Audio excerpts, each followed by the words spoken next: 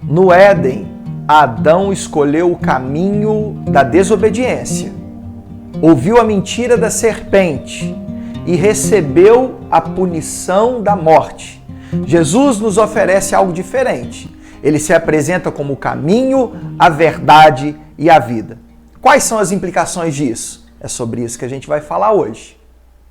Olá, meus irmãos, a paz do Senhor. Meu nome é Felipe Stort, sou pastor da Assembleia de Deus Ministério de São Fidélis.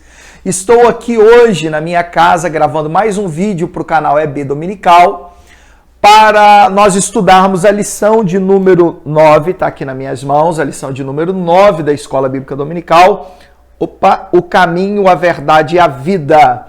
Essa lição se encontra na revista da CPAD do segundo trimestre de 2025 e o Verbo se fez carne, está aí. Então é sobre isso que nós vamos falar hoje, mas antes de tudo e como sempre, quero convidar você a se inscrever no canal, compartilhar esse vídeo com seus amigos, com os professores da Escola Dominical, nos grupos de WhatsApp, enfim, nas suas redes sociais, né? Porque esse vídeo precisa chegar a mais pessoas para que todos nós sejamos abençoados. Além disso, peço que você deixe seu like, porque assim o algoritmo do YouTube entende que o canal é relevante, e ative as notificações para você ficar sempre por dentro de quando houver lições aqui e subsídios para professores, tá bom? E não só para professores, obviamente, mas também para alunos da Escola Bíblica Dominical, pois esse é o nosso interesse. Dito isso, sem mais enrolação, vamos para a nossa lição de hoje, a lição de número 9, o caminho, a verdade e a vida.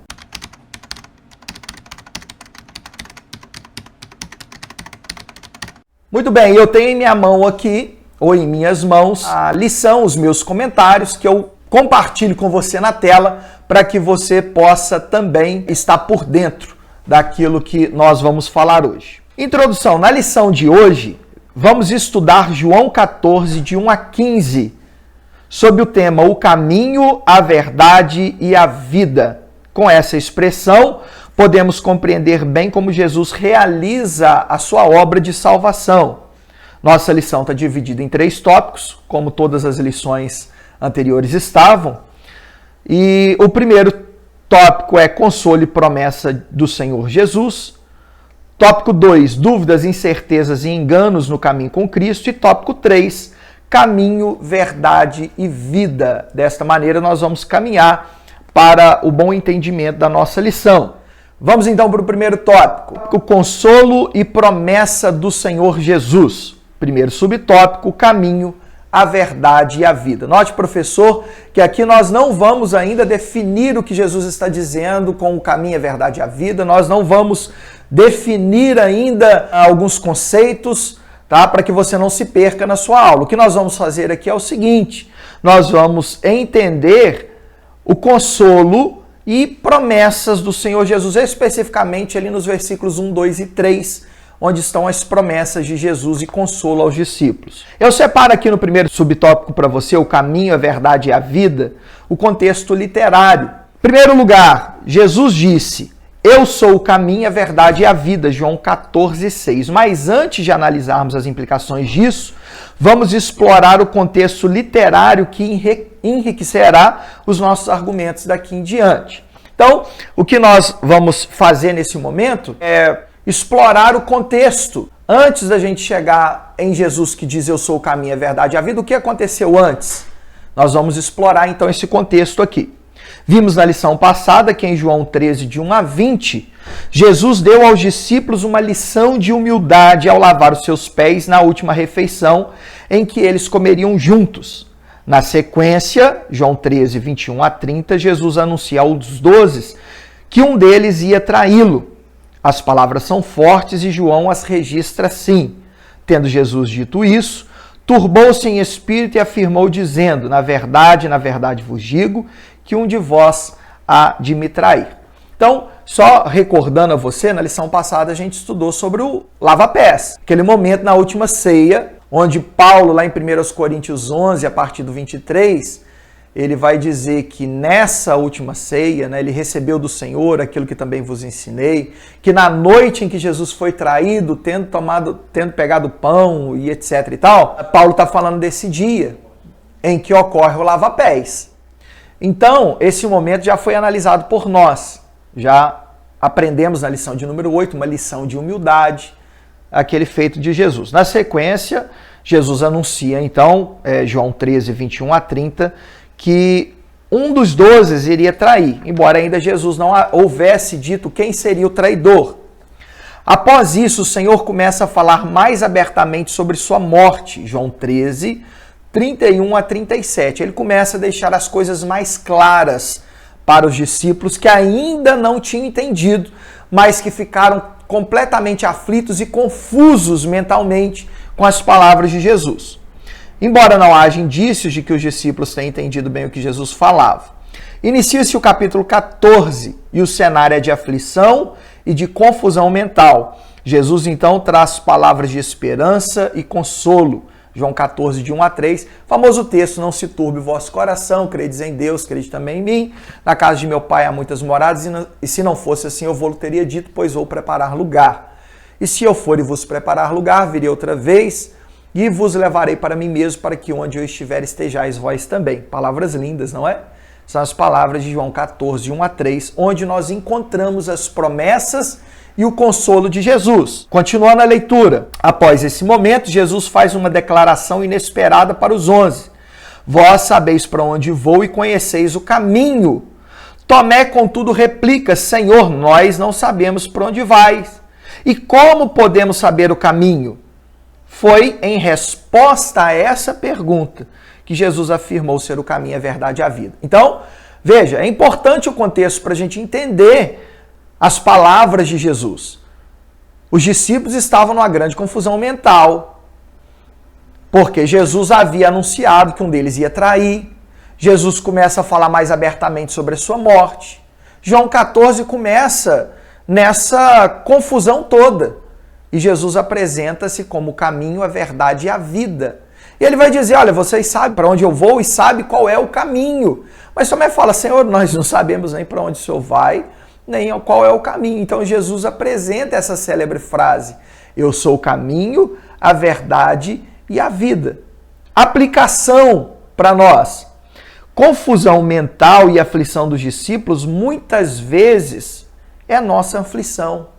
Ou seja, nós também, por vezes, passamos por aflições. Por vezes nós ficamos confusos. Nem sempre, diz o texto aqui, compreendemos o que Deus diz ou faz e ficamos ansiosos e confusos. Contudo, mais que compreensão, Jesus queria que seus discípulos confiassem nele. Creiam em mim, João 14, 1. Assim, não importa o problema enfrentado, confie que Jesus está no controle de tudo. Costumo dizer que Jesus nunca perdeu o controle de nada. O mundo pode estar no caos total, mas Jesus tem o controle de tudo. Então, muitas vezes a gente fica confuso, sem entender, e às vezes Deus não nos dá respostas aos nossos anseios, aos nossos questionamentos. Mas Ele sempre espera que nós confiemos nele. Quando Jesus começa a palavra dizendo aos discípulos que é para eles não ficarem atemorizados, não ficarem desesperados, esse é o significado de não se turbe o vosso coração, ele vai explicar o motivo pelo qual nós não podemos ficar desesperados. Ele diz, creiam em Deus, creiam também em mim. Jesus é confiável, portanto, ele tem controle de tudo e nós podemos confiar nele, descansar, sabendo que o melhor ele tem para nos dar. Amém? Vamos para o segundo subtópico. Consolo num cenário de angústia. Vamos dar mais uma olhada para o texto novamente? Observe. Vimos até aqui as incertezas e aflições dos discípulos. Não foi isso que a gente falou? Só que agora a gente vai fazer algo diferente. Quero convidá-lo a olhar por outro prisma. Vamos olhar de outro ângulo. Imaginar Jesus em seu momento de angústia. Porque é comum nós encontrarmos angústia nos discípulos e nós nos identificarmos com ele. Mas nós precisamos nos lembrar que Jesus estava num momento angustiante. Não fosse assim, ele não teria ido no Getsêmani e declarado a sua angústia diante de Deus, dizendo: Senhor, se possível, passa de mim este cálice. Nosso Senhor tinha plena consciência do que lhe aconteceria, e isso lhe cortava a alma. Tanto é assim que quando vai ao Getsêmani, logo após esse momento, Jesus ora a Deus e diz: Meu Pai, se é possível, passa de mim este cálice. Todavia não seja como eu quero, mas como tu queres. Que coisa incrível! Esse cenário de angústia visto pelo prisma ou pelos olhos de Jesus, estando ou procurando estar na pele de Jesus, e tudo aquilo que ele enfrentou, muito mais do que um medo de morrer. A questão não era essa. A questão é que Jesus não queria separar-se do Pai. A Trindade, Deus é amor. A Trindade está num relacionamento íntimo e profundo. Mas na cruz do Calvário, os meus pecados foram atraídos a Jesus, foram imputados nele. Ele se tornou maldito no meu lugar. Ele sofreu a justa punição pelo meu pecado. Então a questão de Jesus não é quem teria coragem de morrer, porque muitas pessoas morreram por uma causa. Mas a questão de Jesus é muito mais do que isso. Quem tinha dignidade de morrer era Jesus, e muito mais do que a dor da morte era a dor da separação de Jesus, o Deus Filho, com Deus Pai e Deus Espírito. Mas na cruz do Calvário, parece que Deus vira as costas para Jesus, Deus Pai vira as costas para Jesus.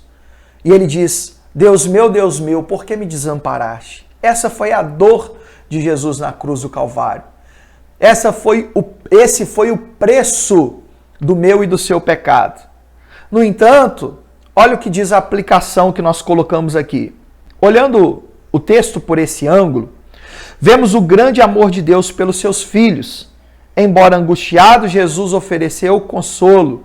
Isso significa que a igreja tem um lugar especial no coração de Jesus. Ele não teve preocupação egoísta e por isso João nos ensina: sabendo Jesus que já era chegada a sua hora de passar deste mundo para o Pai, como havia amado os seus que estavam no mundo, amou-os até o fim. Então veja o grande amor de Jesus. Mesmo tendo que separar-se do Pai, ele entrega a si mesmo.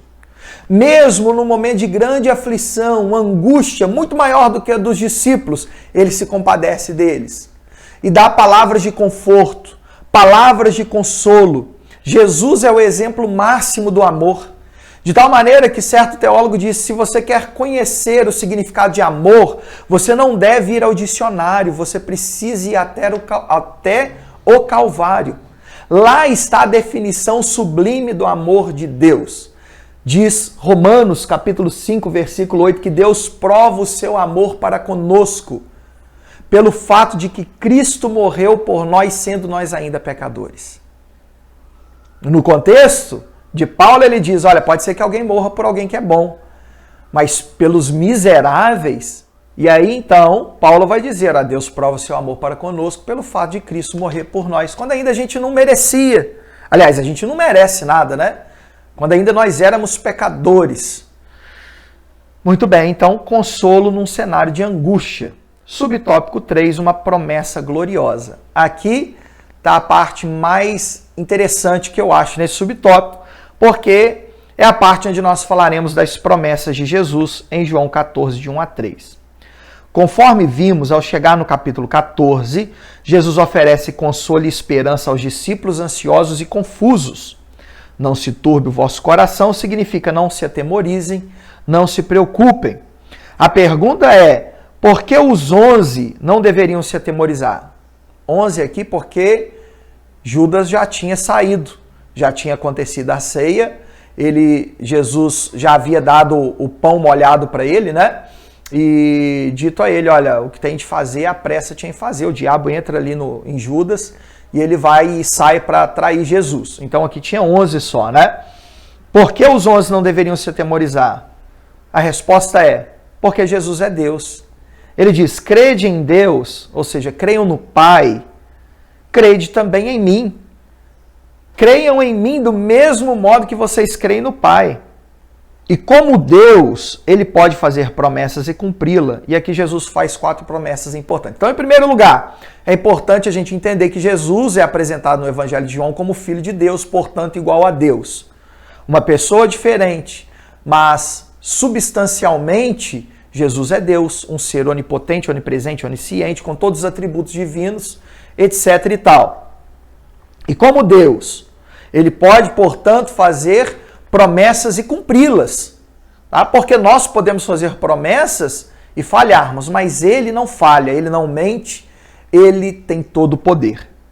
Primeira promessa: na casa de meu pai há muitas moradas. Essa promessa de Jesus não indica que no céu haverá muitas casas diferentes. Talvez, professor, você lendo o comentário na nossa lição pode ter entendido isso. A ideia no grego ali não é de que existem muitas casas no céu, mas à luz do grego, um grande edifício com muitos apartamentos. Portanto, ninguém deve pensar que ficará longe daquele irmão que não suporta. Então, a ideia no grego ali é: na casa de meu pai há muitas moradas, não muitas casas, mas como se fosse um grande hotel com vários apartamentos. A ideia é mais ou menos assim, tá bom? Então, ninguém pense, agora quando eu for para o céu, por enquanto eu suporto aquele irmãozinho chato, mas quando eu for para o céu isso vai acabar, porque vai ter muitas moradas. Não é isso, tá? Você vai morar na mesma casa, vai ter vários apartamentos. Segunda promessa: vou preparar-vos lugar. João 14:2. Jesus nos remete ao casamento no estilo judaico. Naquele tempo, os casamentos eram celebrados entre as famílias e o noivo ia embora a fim de preparar uma habitação para si e para a sua futura família. Toda a construção era feita de maneira sigilosa, sem que a noiva soubesse o momento em que a obra seria terminada. Fim da obra, o noivo reuniu seus amigos e ia em procissão e à casa da noiva buscá-la. Normalmente, isso se dava a altas horas da noite, a fim de que a surpresa pudesse ser concretizada. Então, Jesus, ele começa a falar com os discípulos, mais uma vez, quase que como em parábolas. A forma como ele expressa a sua ida para o Pai é nos termos do casamento judaico, onde o noivo e o pai do noivo normalmente se reunia com a família da noiva, celebrava ali o contrato de casamento, o noivado era, portanto, um contrato, estabelecia-se dote e tudo mais, e aí o noivo, ele ia embora a fim de preparar a sua casa. Então Jesus está falando, olha, eu estou indo preparar um lugar. Terceira promessa: e se eu for e vos preparar lugar, virei outra vez. João 14:3. Antes de continuarmos a tradição judaica, cabe ressaltar que a palavra se, aqui nesse versículo, não significa dúvida, pois o grego não permite essa interpretação. Porque alguém pode ver, se eu for, talvez alguém fale, Jesus estava em dúvida, será que ele poderia não ir? Mas não é isso que a partícula aqui, se, significa no grego. A gente precisa diferenciar o português do grego, tá, irmãos? Em certas circunstâncias, se pode ser dúvida, mas no grego aqui não é dúvida. Tanto é assim que esse termo foi melhor traduzido. Esse termo pode ser melhor traduzido por quando, como faz na versão ARA. ARA é Almeida Revista Atualizada. Então, na Almeida Revista Atualizada está escrito: e quando eu for e vos preparar lugar, esse se não é um condicional. Tem a ver com tempo, momento, quando eu for. Mas é uma certeza que ele vai. A dúvida é qual é o momento, mas em relação à ida, é certa. Quando eu for e vos preparar lugar, virei outra vez. Na noite surpresa, ou seja, quando terminava a construção, um amigo do noivo ia à frente da procissão. Então, havia uma procissão. Agora vai ser celebrado o casamento. O noivo saía de noite para celebrar o casamento. Ele reunia uma procissão dos seus melhores amigos. Mas tinha um amigo especial que a gente vai ver aqui. Um amigo do noivo ia à frente da procissão. Ele era incumbido de anunciar a vinda do noivo à noiva. Ele ia na frente, portanto, daquela procissão, e quando chegava na casa da noiva, ele gritava o seguinte: aí vem o esposo, saí-lhe ao encontro. Alguém vai ler esse texto lá em Mateus 25:6, a parábola das 10 virgens, né? E lê, sai-lhe ao encontro. Não é sai-lhe, olha o acento no i. Saí-lhe ao encontro. Venha de encontro ao noivo, é o que ele dizia, né? Só que num português um pouco mais antigo, saí-lhe ao encontro. Então havia um amigo do noivo, um amigo especial, que corria na frente e gritava isso, chegava na porta da noiva para dar tempo dela se ajeitar, para dar tempo dela se aprontar, e gritava, aí vem o esposo, saí-lhe ao encontro. Então a noiva se arrumava rapidinho para poder sair. Nesse momento a noiva rapidamente se levantava, pegava a sua lamparina, pois não havia luz elétrica, e as ruas não eram iluminadas, e seguia a procissão até a casa do noivo, onde aconteceria o casamento. Quarta promessa, vos levarei para mim mesmo, para que onde eu estiver, estejais vós também. A última promessa feita aqui diz respeito a estar para sempre com o noivo. Vamos às aplicações dessas promessas. As promessas de Jesus ainda se mantêm de pé, como diz aquele hino da harpa. De Deus muito firme são as promessas, falhando tudo não falharão. Se das estrelas o brilho cessa, mas as promessas brilharão. Ou seja, é mais fácil uma estrela perder o seu brilho do que as promessas de Jesus não se cumprirem. Assim podemos crer que, no céu há muitas moradas ou habitações para todos nós e não para um grupo seleto, como uma parte do cristianismo tem interpretado as escrituras. Não, na Bíblia tem lugar para todo mundo, no céu tem lugar para todo mundo. No céu há muitas moradas, na casa de meu pai há muitas moradas. Não era só para Pedro, que era mais chegado de Jesus, ou para os três ali, Pedro, Tiago e João. Não, tem lugar para todo mundo. Tem lugar para o Tomé, que às vezes não falava muita coisa, ou Natanael, que a gente sabe que ele estava ali debaixo da figueira no momento que nós não sabemos qual é, mas Jesus revela isso, tem uma palavra curta com ele, depois a gente não vê mais falar nada dele. Imagina Matias, que a gente só sabe que foi escolhido no lugar de Judas e nunca mais se ouviu a história dele. Não, a palavra ou as palavras de Jesus no céu tem lugar para todo mundo. 2, que Jesus já preparou tudo. Ele diz, vou preparar-vos um lugar. E ele preparou. Ao morrer na cruz do Calvário, tudo está pronto. Ele disse, está consumado, está pronto. Isso aponta para iminente volta de Jesus. A qualquer momento, Jesus pode voltar para buscar a sua igreja, porque tudo está pronto. Inclusive, a aplicação da terceira promessa, que a qualquer momento ele levará para nos levar ao lar celeste. 4, e ele nos levará para si mesmo. Veja o grande amor de Jesus por nós. O céu só é maravilhoso porque o nosso Senhor está lá. Note que ele não disse que nos levaria para o céu, mas como noivo apaixonado disse que nos levaria para si mesmo. Pastor, o senhor está dizendo que Jesus então não vai nos levar para o céu? Claro que eu não estou dizendo isso.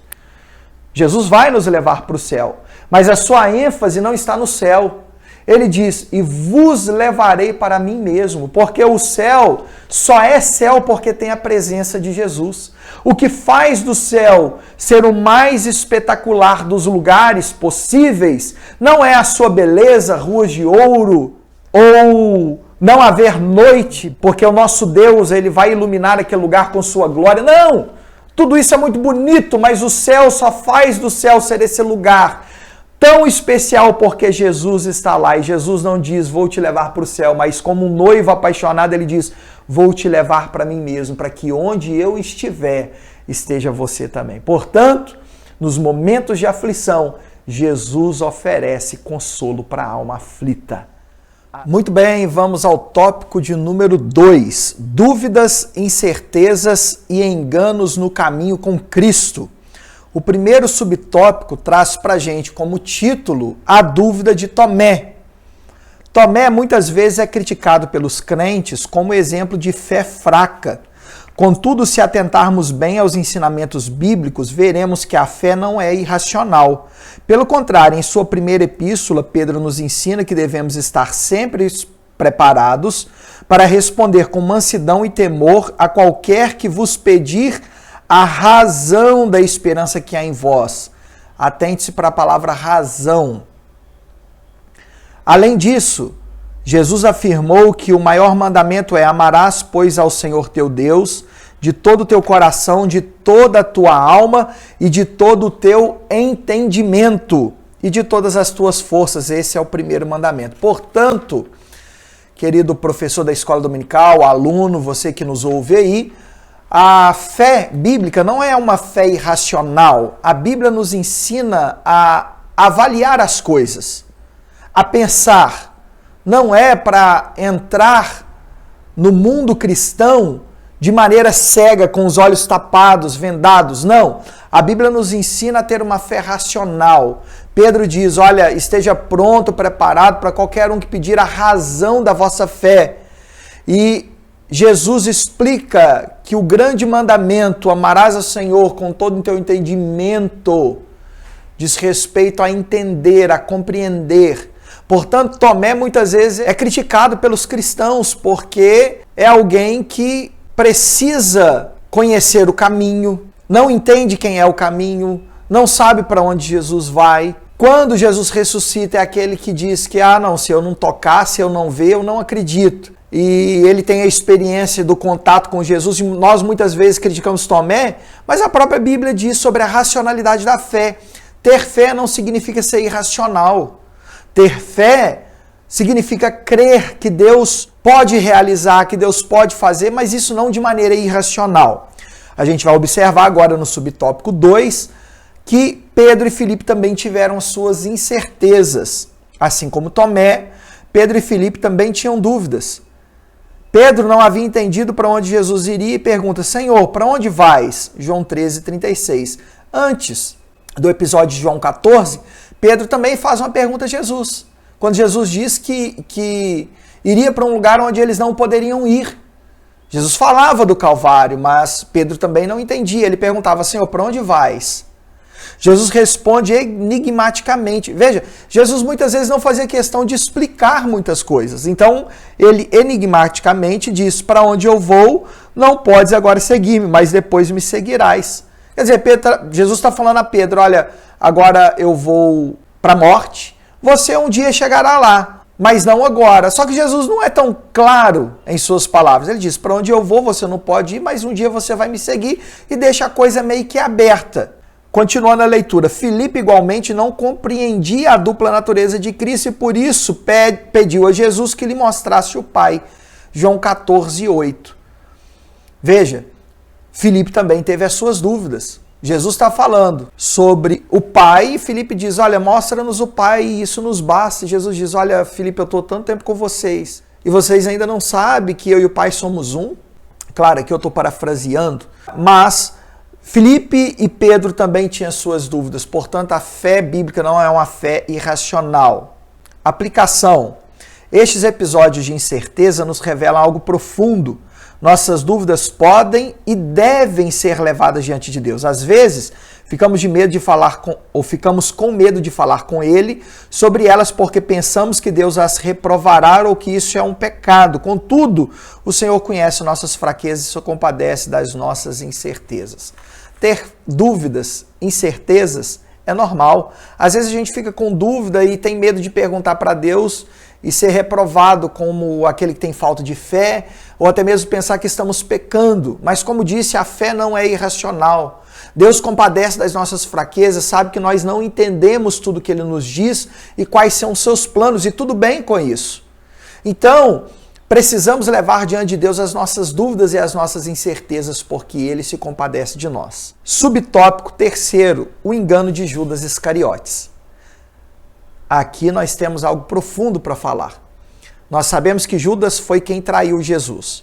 Mas primeiro nós precisamos pensar sobre a questão da predestinação. Judas foi predestinado para trair Jesus? Leiamos. Sabemos que Judas traiu Jesus, mas ele foi escolhido para trair Jesus? Creio que não e explico.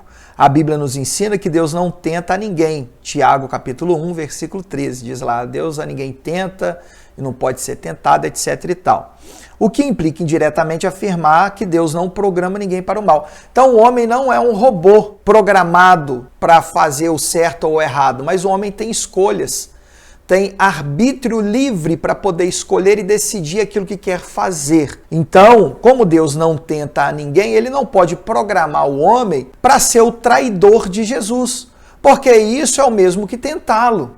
Continuando, mas Judas tinha a opção de não trair? Claro, pois Deus não nos fez como robôs que não têm escolha além daquela programada, como nós já falamos. Sendo assim, como entender o texto de João 13:18, onde Jesus diz: não falo de todos vós, eu bem sei os que têm escolhido, mas para que se cumpra a Escritura, o que come o pão comigo levantou contra mim o seu calcanhar. Ou seja, a própria Bíblia, que Jesus está citando um salmo, já profeticamente profetiza sobre Judas. Será que isso significa que Deus predestinou Judas para traí-lo? Eu já expliquei que não, né?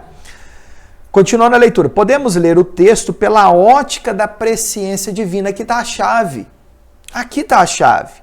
Deus é o criador do mundo, portanto, o criador do tempo. Quando Deus cria o mundo, ele não cria só o mundo, ele cria o tempo e cria o espaço. Logo, ele é atemporal, quer dizer, Deus está fora do tempo. Nós estamos no tempo. Tudo que existe está no tempo, mas Deus, como criador, está fora do tempo. Então, ele é atemporal e, como tal, está fora do tempo, com o poder de ver e não prever o futuro, pois para ele tudo é um eterno agora. Então Deus, ele tem diante de si o passado, o presente e o futuro, tudo como se fosse agora. Então Deus viu na linha do tempo Judas traindo Jesus. Portanto, Deus, iluminando os seus profetas, ou inspirando os seus profetas, que escreveram salmos e outros livros mais, ele profetiza que Judas iria trair Jesus, mas não porque Deus escolheu, mas porque Deus viu. Deus, no seu plano redentor, ele pega as nossas fraquezas, adversidades e toma forma daquelas coisas, pegam aquelas coisas para contribuir para um bem maior, que no caso aqui é a salvação da humanidade. Então, Deus viu que haveria um que trairia Jesus. E conhecendo isso desde antes, Deus inspira os seus profetas a falar sobre isso. Portanto, Deus não predestinou Judas para traí-lo, nem colocou em Judas o desejo de trair.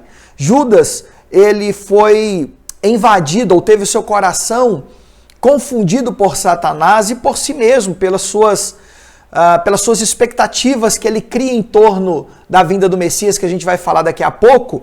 E aí ele acaba sendo traído, mas Deus não predestinou Judas para traição, assim é conforme nós entendemos a palavra de Deus e conforme a Bíblia é muito clara em dizer. Letra B, a falta de fé de Judas. Tendo estabelecido a questão da presciência de Deus, precisamos atentar para a razão que levou Judas a trair a Jesus. O motivo da traição é o mesmo ontem e hoje, falta de fé. As pessoas hoje traem Jesus pelo mesmo motivo que Judas. O homem da traição, ou seja, Judas, criou expectativas irreais no Messias, assim como os judeus que não seguiram Jesus. Ele acreditava que Jesus seria um líder político que restauraria o poder a Israel, mas os planos de Deus eram outros naquele momento. Veja, Judas trai a Jesus. Por quê? Judas não teve fé suficiente para crer nas promessas do Messias.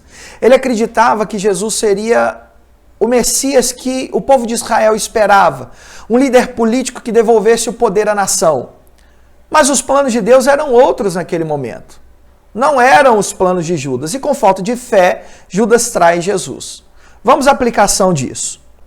Assim como Judas, muitos têm seguido Jesus esperando que o nosso Senhor resolva seus problemas e cumpra as suas expectativas. Acontece que nem sempre Jesus resolverá o que queremos da forma que desejamos. Seus planos são maiores e melhores. Então muita gente, querido, também trai Jesus porque Jesus ele não tem a preocupação de suprir todas as nossas expectativas. Às vezes nós criamos expectativas irreais sobre Jesus. Achamos que Jesus vai curar todas as nossas doenças. Achamos que Jesus vai pagar as nossas contas que nós fazemos.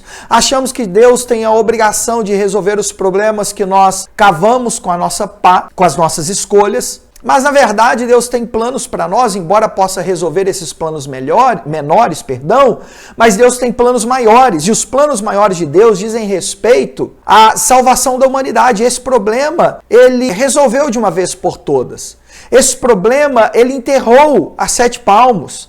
Ou seja, está consumado, está resolvido. Jesus não é responsável por atender os nossos caprichos. Mas ele pode fazer, mas se ele quiser fazer alguma coisa que nós queiramos que ele faça, No entanto, isso não deve ser motivo suficiente para que nós abandonemos Jesus. Ou vamos para a igreja só com o objetivo de atender às nossas petições, mas quando tudo está bem, abandonamos a Cristo de lado. Isso são exemplos de traição a Jesus. E não é isso que nós queremos. E não é isso que Deus quer para a nossa vida. Bom, e já que você já chegou até aqui, não se esqueça, eu te peço mais uma vez, se inscreva no canal, deixe o seu like, compartilha com os amigos, com professores e acione o sino das notificações para você ficar por dentro de tudo o que rola por aqui, tá bom? Vamos para o tópico 3 então. Tópico 3, caminho, verdade e vida. Aqui, professor, nós vamos definir os termos e entender o que de fato essas palavras significam. Vamos lá. Primeiro subtópico, eu sou o caminho. Jesus estabelece claramente, eu sou o caminho. Jesus não é um caminho, mas o único caminho. Ora, todo caminho conduz a algum lugar. E se Jesus é o caminho, ele nos conduz a algum lugar. Mas onde? Nosso Senhor é o caminho que leva a Deus, de tal modo que não há dúvidas. Ainda que muitos procurem caminhos, Jesus se apresenta como o único. É digno de nota que, além de ser o caminho, Jesus também ensina o caminho. Marcos 12, 14, Lucas 20, 21. Vamos à leitura do texto. Estes se aproximaram dele e disseram, Mestre, sabemos que és íntegro e que não te deixas influenciar por ninguém, porque não te prendes à aparência dos homens, mas ensinas o caminho de Deus, conforme a verdade. É certo pagar o imposto a César ou não? Outro texto, Lucas 20, 21. Assim os espiões lhe perguntaram, Mestre, sabemos que fala e ensinas o que é correto e que não mostras parcialmente, mas ensina o caminho de Deus, conforme a verdade. O contexto é o mesmo aqui, tá bom? É o contexto do tributo, mas os próprios interlocutores de Jesus dizendo que ele ensina o caminho. Continuando a nossa leitura, diz aqui, é digno de nota, além de ser o caminho, Jesus também ensina o caminho e também nos guia no caminho. Lucas capítulo 1, 79. Vamos à leitura. Para brilhar sobre aqueles que estão vivendo nas trevas e na sombra da morte e guiar nossos pés no caminho da paz. Então Jesus, ele nos ensina também a andar no caminho, ou nos guia nesse caminho. Continuando o texto, e abriu para nós um novo e vivo caminho. O escritor aos Hebreus fala sobre isso em Hebreus capítulo 10, versículo 20. Vamos abrir.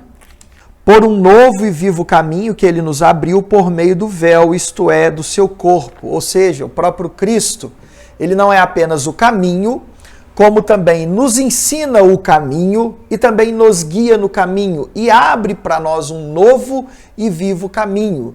O escritor aos Hebreus está falando sobre esse caminho que Jesus nos abre direto ao Pai e de poder adentrar a sala do trono em oração, buscando ao Senhor o que não era possível fazer na antiga aliança, tendo em vista que era preciso haver ali um sumo sacerdote que se compadecesse das pessoas e por ela apresentasse sacrifícios. Continuando a leitura, com as palavras eu sou o caminho, Jesus queria, portanto, dizer que era a direção a Deus e que todo aquele que pretende ir a Deus deve segui-lo.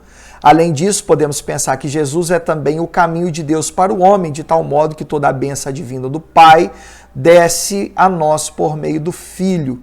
Mateus 11, 27 e 28. Você pode estar analisando aí na sua casa. Então, Jesus se apresenta como o caminho, no contexto especialmente o caminho que conduz a Deus. Ele é o meio pelo qual nós vamos a Deus, se nós queremos encontrar Deus, se nós queremos ir para o céu, não há outro caminho que não seja Jesus, o único e suficiente caminho.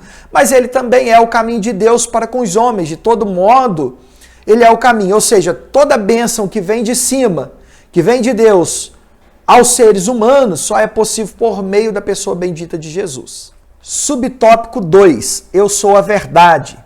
Em um mundo doentio, onde a verdade tem sido relativizada, Jesus se apresenta como a verdade. Jesus é a própria encarnação da verdade, a verdade em pessoa. É imprescindível lembrar que no primeiro século na Palestina havia muitas tradições judaicas divergentes e era difícil para o judeu dessa época saber quem estava correto, mas Jesus se apresenta como a verdade absoluta. O mundo que nós vivemos é doentio.